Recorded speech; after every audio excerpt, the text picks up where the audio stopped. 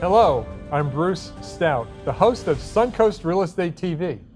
On this series, the best and brightest real estate professionals share their unique insights and update us on current trends in the Suncoast market. In this episode, we'll be talking with our guests about general overviews of the market. Today, I am happy to introduce you to two true professionals with important info to share. First, we have Lisa McBride. Lisa is a residential real estate broker here on the Suncoast. A consummate professional, Lisa services the high-end luxury market. She is also a mentor for SCORE, helping entrepreneurs and business owners build their businesses. My other guest is Peter Uncle Pete Gruits, a commercial property realtor with the brokerage firm realtyteam.com. Peter, also a SCORE mentor, moved to Sarasota in 2011 and has been helping his clients buy and sell commercial and residential real estate in Lakewood Ranch, Bradenton, and Sarasota.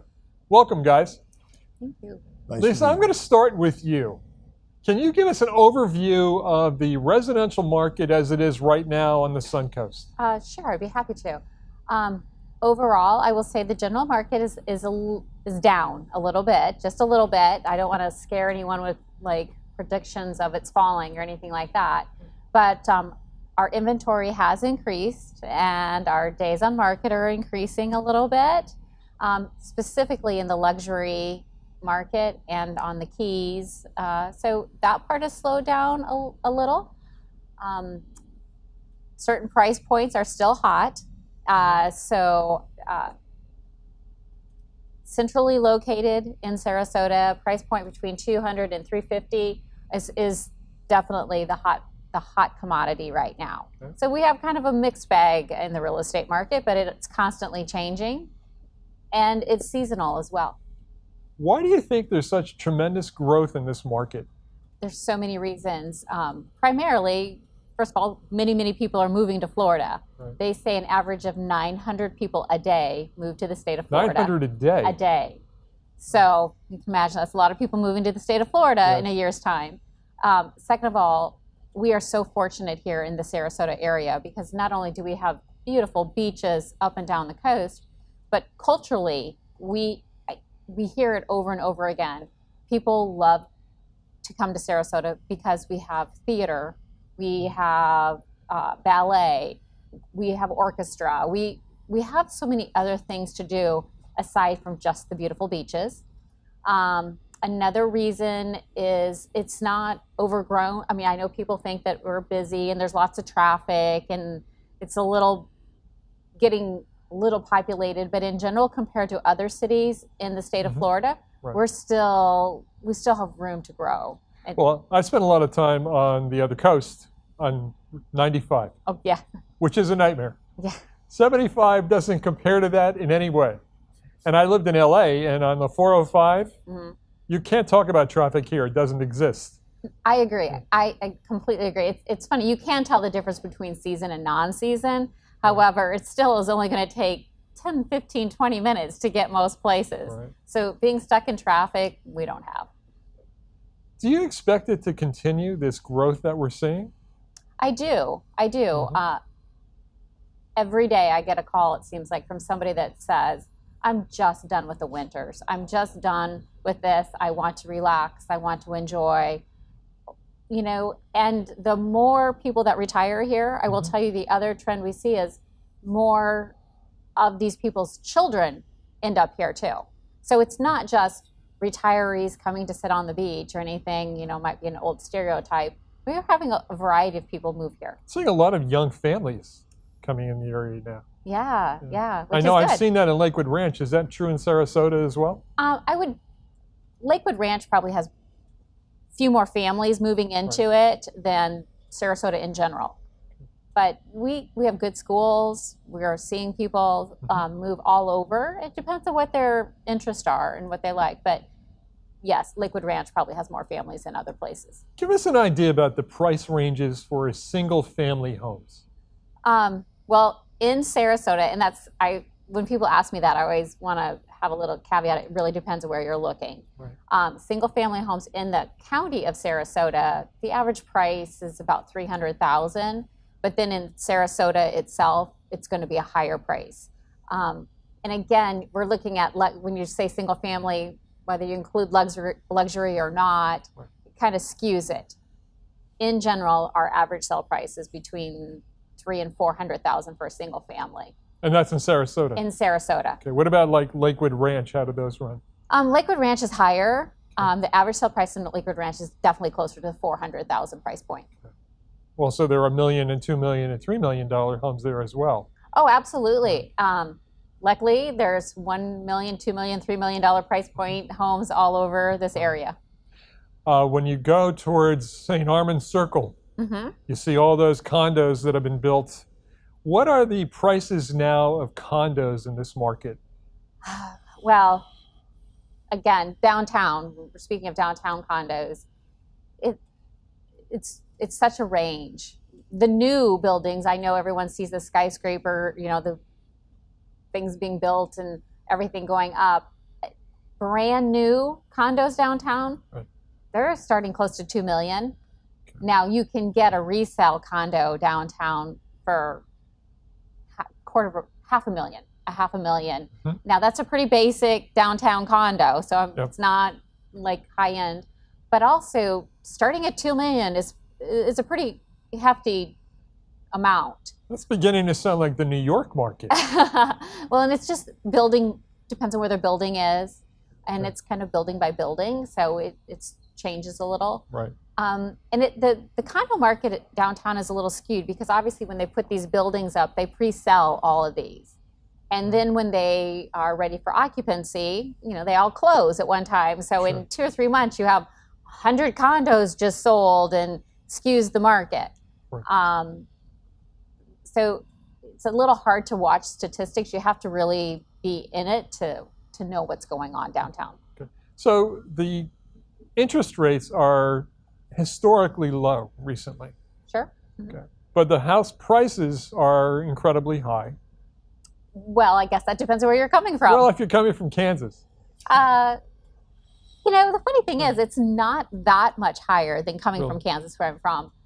It's a little bit, but it's not like we're low compared to coming from New York or New Jersey. True. That's true. Right. So, and we have people moving here from all over the world. So it's kind of subjective. Okay, so what are the common ways that they are being financed now? Well, I can tell you 60% of single family homes are still getting loans. So conventional loans, traditional loans. Okay. But the other 40% are cash buyers. And when it comes to condos, 60% of the buyers are cash and the other 40% are financed. Okay, so the ones that are cash, are these U.S. residents or are these people coming into the country from other places? Both. Okay. Yeah. Mm-hmm. What do you forecast for the trend going forward through, say, the end of this year? Well, I think we're going to still see a little sluggish market, days on market continuing to grow. And I always say real estate is very local. However, money is global. And so we have to watch the markets and watch what we're doing in the economy. And talking to a number of people, I think there's just going to be a little bit, it's going to lag a little bit, especially the high end. So if you are someone that's looking for a property on the Keys or a resale condo downtown, I actually think the market might be pretty good for buyers coming up. So it's a buyer's market coming up now. It is. Our absorption rate right now is about 6 months, which is an even market, but the higher price you go, the higher the absorption rate is going. With all of the influx of people moving into this area, why is there a slowdown now? Do you have any idea? I think overall people are very cautious with the way that they spend their money. And we've been growing. I've done this, I've been in real estate for 24 years, and there's always just the normal peaks and valleys of real estate. Just part of a cycle. Yes, and we've been increasing in value for the past 7-8 years, and so it's just a part of the cycle. Is people start looking at where their money is being spent, and do they want to spend that, and what's going on globally, and the uncertainty in economy. And anytime now we're going to start going into elections, and that's going to put doubt in people and a little bit fear. And if you track it, you're just going to see that this is a typical slowdown. Okay. Anything else you'd like to add? No, I just appreciate you asking me to join you. Oh, we're glad to have you. And imagine we're going to have a lot of you on this show. Well, thank Yes. you. How can people reach you? Well, you can go to my Facebook page, which is just Lisa McBride Realtor. I have a Facebook page. Also, my number is 941-373-5880. You call, text. Text is a great way to reach people nowadays. Right. And I have a website as well, which is lisa.sarasotahomehunting.com. Great.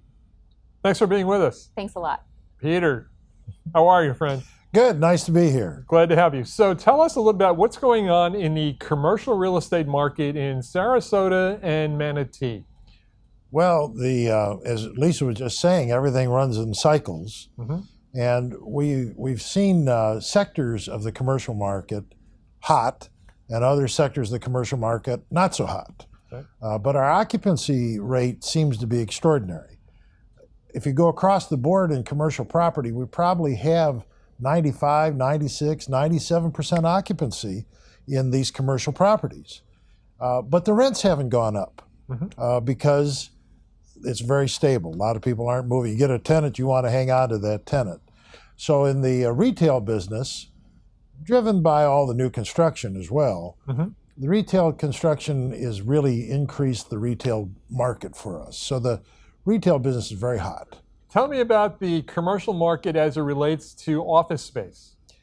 Well, you know, office space has not expanded in our market, in our particular market, and office space in general has gone rather flat. As a matter of fact, it's down about 10%. But the reason for that is people don't use offices like they used to. You know, you look at pictures from years back, and there are rows and rows of people that were working in an office. Today, you use the internet. Today, you use cell phones. You are doing things on the run. You're not coming back into an office to sit there, and you don't even have water coolers anymore. So, that's true. So that's where that's at. So the demand for office has dropped. However, because we have education is big in our area, and healthcare is very big in our area, much of that office drop has been absorbed as a result of people needing to do that for healthcare and for education. So we have a very high occupancy rate in reference to our office space in Sarasota. So tell me about what's going on in terms of the shared office space here as it relates to other places in the country. Well, it's called hoteling, I guess. In a commercial business, they hotel space. So even offices of banks and things are using temporary space, and the real estate investors have got to repurpose these properties. So many of them are restructuring existing facilities into shared office facilities, and it requires them to add the infrastructure necessary to do that so that the tenants don't have to make all the investments they do. In New York, you're seeing immense buildings being converted into office hoteling kind of environments.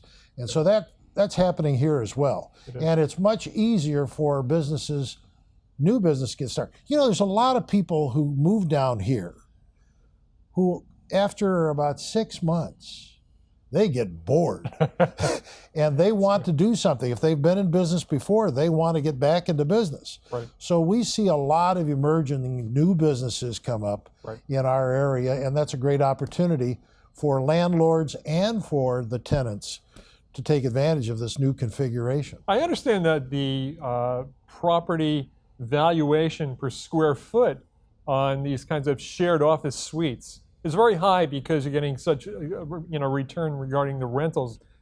Is that true? Well, yeah, the landlord has to invest in that infrastructure, but there's great return on that, and of course it carries a lot of expenses as you go with it that they can deduct. Somebody told me that in the New York market that the turnover regarding revenue per square foot is 3 times as much on a shared office suite as it is on regular office space. Does that sound right to you? Yeah, it does, because an office is kind of like an empty hotel. It isn't generating, it's got to have people in it to do it. Right. And so you really have to have traffic to make any of it work. I mean, traffic is the key to everything in the real estate business. So you have to have the traffic. And if you got the traffic, you're collecting more rent than that space normally would represent. So a client comes to you and they say, what is the best investment in property down here commercially? What do you tell them? Wow, that's a loaded question, Bruce. Well, typically, our clients have a portfolio to start with. So they typically will say, I'm very successful in retail, or I've done a lot of medical offices, or I just buy dirt. So, they have some experience to base on it. And I'm looking for things within this bracket, and this is the kind of thing I'm looking for. I got cows, I want to put them on dirt, that kind of thing. So I would say right now, the great opportunity that's being served up in Sarasota are the QOZs. What's a QOZ? I'm glad you asked. It's a qualified opportunity zone. Okay. And in the 2017 tax law, they put the QOZ code in for investors to be able to defer capital gains. And so if you hold a property for 10 years that you have in a QOZ zone, you don't have to pay any capital gains at the end of 10 years. So this is a great twist for us. And in Sarasota, Manatee, and Venice, we have some really unique QOZ zones. And they are not necessarily just in blighted areas. Economic blight is a horrible thing, and they're trying to correct that with this kind of program.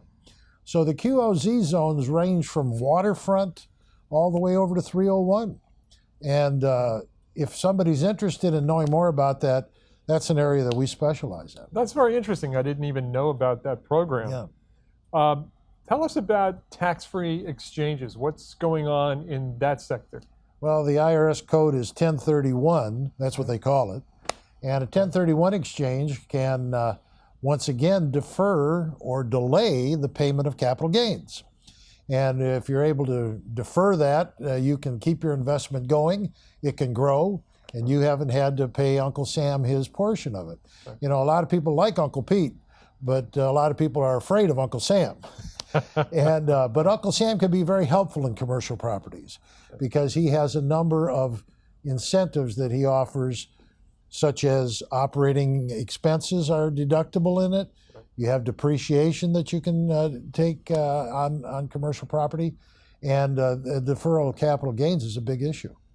What happens if you want to make an exchange? You're exchanging one property for another. You want to exchange this property, but you have not located the other yet. It typically requires an intermediary to handle it, okay. And you have 45 days to identify the exchange property. Okay. And then you have 180 days to close the sale on the identified property. If you miss that target date within 1031, guess what? You got to pay the capital gains. Right. It isn't like you're going to jail. You have to pay the capital gains. Write a check. That's right. Okay, self-directed IRAs. That's a great question, and I get asked that a lot. Okay. A self-directed IRA is just like a Roth IRA. If I won't get into all the explanations of that, but it's the same kind of vehicle. And a self-directed IRA means you can't blame anybody else. You got to blame yourself for a bad investment. Sure. So you have to be very careful what you pick. But commercial real estate, or any real estate, fits within an IRA, a self-directed IRA program. And if you have commercial real estate that is generating income, is got a return on investment that is good, that's a great thing. You could buy a bad deal, and if you have no experience in it, you ought to be very careful. I can't offer tax advice, Bruce. I want to make that very clear. I'm not a CPA, I'm not a lawyer, I'm not a doctor, I'm not your mother. So, so I'm just Uncle Pete in the real estate business. Sure. But you should talk to your CPA about that. And if you have, a lot of people have a lot of money tied up in IRAs, and it's a way for you to really take advantage of the commercial real estate market. Okay, so I know you're not a CPA. I know you're not your mother. Are there some things you can tell us about the tax considerations? Well, yeah, the tax commercial real estate really has been the vehicle to use for taxes in the United States. And the first thing about it is that most commercial real estate, if not all of it, is income producing. Dirt might not be, but buildings in general are. So when you buy a commercial real estate piece of investment, you're really looking for what is the return on investment that it's going to be. And so the cash flow and all those expenses that are related to that commercial real estate are deductible off your taxes. You're also not being penalized as a FICA payroll. So if you're an investor in commercial real estate, you're not involved in self-employment tax. And self-employment tax is like 15 point something percent. I think it's 15.85. Yeah. Well, it's high. It's high. And if you're self-employed, you got to pay all of that, right, where you would be sharing that with your employer otherwise. So in commercial real estate, you avoid that in deal. The other thing is on commercial real estate is depreciation. That really is a gift. And of course, depreciation on commercial buildings is 39 years. So that's a long time. Sure is. And residential is 27 point something years. Right. But 25? 27.5. 27.5. Thank you, Lisa. So that there's a difference there. Sure. But you can deduct that from your income, and that's a paper loss. It's not a real loss that you have to look at. The only problem with that is when you go to sell the property, you may have that depreciation recaptured. Yeah. And a recapture on that is about 25%. Right. However, if you didn't make any money on the property when you sold it, there's no recapture. Sure. So you're really getting a gift from the Internal Revenue Service. So you're generating cash flow using the IRS Absolutely. during that period of time, which is a very nice thing to do. And then, of course, the last piece of it is really capital gains. Sure. So let's talk about the estate tax issue as it relates to commercial real estate.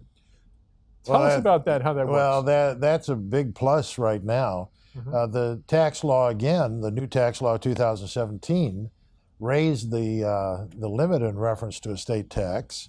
And if you own a piece of real estate and you pass away and you pass that on to your heirs, they are not going to have, that's going to be their cost basis for that property. They're not going to have to pay what you paid. They're going to have to make the difference there. Right. That's a big advantage.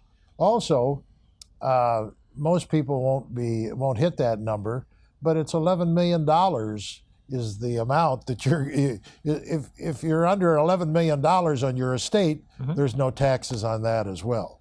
So real estate is a great investment for estate planning. How are properties being financed now? Well, as Lisa said, in Sarasota, in this area here, cash is king a lot of times. With commercial property as well? Well, sometimes. Most real estate developers want to use leverage because you can deduct all the interest. You can do that kind of thing. Especially when you have the depreciation. You're generating some cash flow. So they're really good tax hedges, if you will. But there are a number of different loans available. Primarily, real estate is a commercial loan, and if it's a commercial mortgage, you're not going to get as much leverage on a commercial mortgage as you would on a residential mortgage, because commercial mortgages are not guaranteed by Fannie Mae or Freddie Mac. So those are they're not really in the equation. The government's not giving anybody a break there, is really what it amounts to. So there's less amount that you can finance typically. It's going to be driven by the net operating income, and that's going to be part of the predictability. In addition to an appraisal that's going to match your loan to value as they go through it. But a commercial loan, commercial mortgage is typical. Most of the commercial banks offer them. There are bridge loans that you might be trying to put a deal together, or you're trying to roll up a certain series of different properties. And then there's also SBA loans. And an SBA loan really lays on top of a commercial loan. Mhm. The SBA doesn't give a loan. They guarantee a loan that a commercial bank would issue for a commercial property. So you can apply for an SBA either in a 700 series or a 500 series, depending on what it's looking for. Right. So the SBA is a good option for people who are just trying to get started in this. There's restrictions, of course. That's all part of the deal. But you got to know what you're doing before you get into it. So commercial real estate is not like walking down the grocery store. It's illiquid. Your money's going to be tied up. Right. But there are ways around that. So you've just given us a mini course on commercial real estate. Well, very many. What else would you like to add?